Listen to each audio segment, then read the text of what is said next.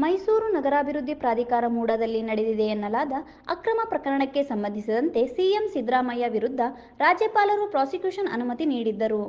ಅದನ್ನು ಪ್ರಶ್ನಿಸಿ ಸಿಎಂ ಸಿದ್ದರಾಮಯ್ಯ ಸಲ್ಲಿಸಿದ ರಿಟ್ ಅರ್ಜಿಯನ್ನು ಇದೀಗ ಹೈಕೋರ್ಟ್ ವಜಾಗೊಳಿಸಿದ್ದು, ರಾಜ್ಯಪಾಲರ ಆದೇಶವನ್ನು ಕೋರ್ಟ್ ಎತ್ತಿ ಹಿಡಿದಿದೆ. ಈ ಹಿನ್ನೆಲೆ ಸಿಎಂ ರಾಜೀನಾಮೆಗೆ ಆಗ್ರಹಿಸಿ ಜಿಲ್ಲಾ ಬಿಜೆಪಿ ಮುಖಂಡರು ನಗರದ ಅಂಬೇಡ್ಕರ್ ವೃತ್ತದಲ್ಲಿ ದಿಢೀರ್ ಪ್ರತಿಭಟನೆ ನಡೆಸಿದರು. ಸಿಎಂ ಸಿದ್ದರಾಮಯ್ಯ ವಿರುದ್ಧ ಬಿಜೆಪಿ ಕಾರ್ಯಕರ್ತರು ಪ್ರತಿಭಟನೆ ನಡೆಸಿ ಆಕ್ರೋಶ ವ್ಯಕ್ತಪಡಿಸಿದರು. ಭಾರತೀಯ ಜನತಾ ಪಕ್ಷಕ್ಕೆ ಭಾರತೀಯ ಜನತಾ ಪಕ್ಷಕ್ಕೆ ಏಕೆ ಬೇಕು ಏಕೆ ಬೇಕು ಏಕೆ ಬೇಕು ಎಲ್ಲಿವರೆಗೆ ಹೋರಾಟ ಎಲ್ಲಿವರೆಗೆ ಹೋರಾಟ ಎಲ್ಲಿವರೆಗೆ ಹೋರಾಟ ಭ್ರಷ್ಟಾಚಾರಿ ಸಿದ್ದರಾಮಯ್ಯನಿಗೆ ಮೈಸೂರು ಜನತೆಯ ಸೈಟ್ ನುಂಗಿದ ಸಿದ್ದರಾಮಯ್ಯನಿಗೆ ಮೈಸೂರು ಜನತೆ ಸೈಟ್ ನುಂಗಿದ ಸಿದ್ದರಾಮಯ್ಯನಿಗೆ ದಲಿತರ ಸೈಟ್ ನುಂಗಿದ ಸಿದ್ದರಾಮಯ್ಯನಿಗೆ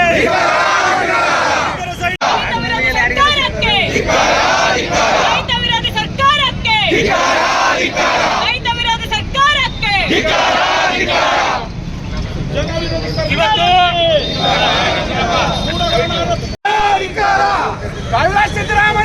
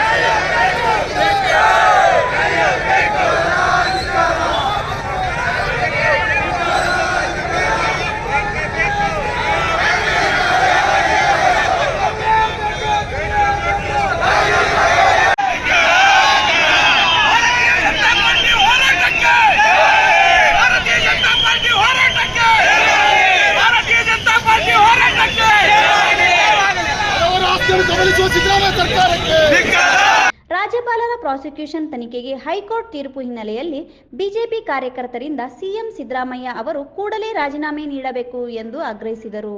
ಸಿಎಂ ಸಿದ್ದರಾಮಯ್ಯ ವಿರುದ್ಧ ಘೋಷಣೆ ಕೂಗಿದ ಕಾರ್ಯಕರ್ತರು ಆಕ್ರೋಶ ಹೊರಹಾಕಿದರು.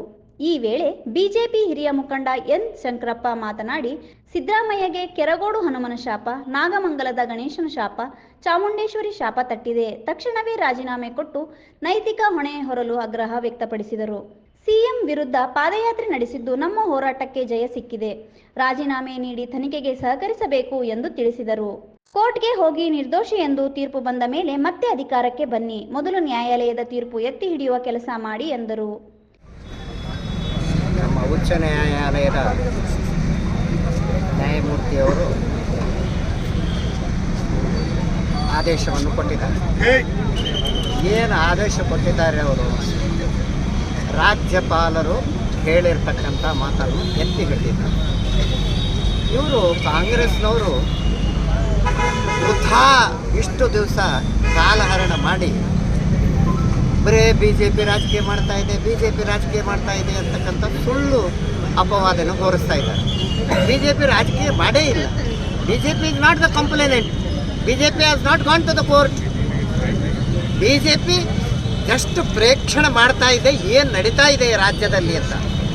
ಯಾರೋ 3 ಮಂದಿ ಕಂಪ್ಲೇಂಟ್ ಕೊಟ್ಟಿದ್ರು, ಅವರು ಪರ್ಮಿಷನ್ ಕೇಳಿದರು ರಾಜ್ಯಪಾಲರಿಗೆ. ರಾಜ್ಯಪಾಲರು ತನಿಖೆ ಆಗಲಿ ಅಂತ ಹೇಳ್ಯಾರ. ಈ ಕಾಂಗ್ರೆಸ್ನವರು ರಾಜ್ಯಪಾಲರ ಬಗ್ಗೆ ಅವಾಚ್ಯ ಶಬ್ದಗಳಿಂದ ಬೈದು ಅವರ ಪ್ರತಿಕೃತಿ ದಹನ ಮಾಡಿ ಅವರಿಗೆ ಯಾವ ಸಂವಿಧಾನದ ಪ್ರಕಾರ ರಾಜ್ಯಪಾಲರು ನೇಮಕವಾಗಿದ್ದಾರೋ ಅಂಥವ್ರ ಬಗ್ಗೆ ಅವಹೇಳನಕರ ಮಾತನಾಡಿರ್ತಕ್ಕಂಥ ಇವತ್ತು ಕೋರ್ಟ್ ಬಗ್ಗೆ ಹೇಳ್ರಿ ನೋಡೋಣ, ಮಾತಾಡೋಣ. ರಾಜ್ಯಪಾಲರು ರಾಜಕೀಯ ಮಾಡ್ತಾ ಇದ್ದಾರೆ. ರಾಜಕೀಯ ಮಾಡ್ತಕ್ಕಂಥ ಪ್ರಶ್ನೆಗಳೇ ಬರೋದಿಲ್ಲ. ಅವರು ಒಂದು ಆದೇಶ ಕೊಟ್ಟರು ಅಷ್ಟೇ, ತನಿಖೆ ಆಗಲಿ ಅಂತ. ತನಿಖೆ ಆಗಲಿ ಅಂದ್ರೆ ನಿಮ್ಗೆ ಯಾಕೆ ಬೇನೆ ಆಯಿತು? ತನಿಖೆ ವಿಚಾರ ಯಾರು ಬೇಕಾದ್ರೆ ಮಾಡಬಹುದು. ನಿನಗೆ ತಪ್ಪಿತಸ್ಥ ಅಂತ ಘೋಷಣೆ ಮಾಡಲಿಲ್ಲ, ಏನೂ ವಿಚಾರ ಮಾಡಲಿಲ್ಲ. ರಾಜ್ಯಪಾಲರು ಮಾಡಿದ್ದು ಪ್ರತಿಯೊಂದೂ ಹೈಕೋರ್ಟ್ನವರು ಎತ್ತಿ ಹಿಡಿದಿದ್ದಾರೆ. ಅವರು ಮಾಡಿದ್ದು ಸರಿ ಇದೆ, ಅವರ ವಿವೇಚನ ಸರಿ ಇದೆ, ಅವರು ಕಾನೂನು ಒಳಗೆ ಯಾವ ತಪ್ಪು ಮಾಡಿಲ್ಲ. ಮತ್ತು ಇದು ಆದೇಶ ಹೊರಡಿಸ್ಕೊಳ್ಳಿ ಇವರು ಕ್ಯಾಬಿನೆಟ್ಲಿಂದ ನಿರ್ಣಯ ತಗೋತಾರ ರಾಜ್ಯಪಾಲರ ವಿರುದ್ಧ, ಅದು ಸರಿ ಇಲ್ಲ ಅಂತ ಹೇಳಿದ್ದಾರೆ.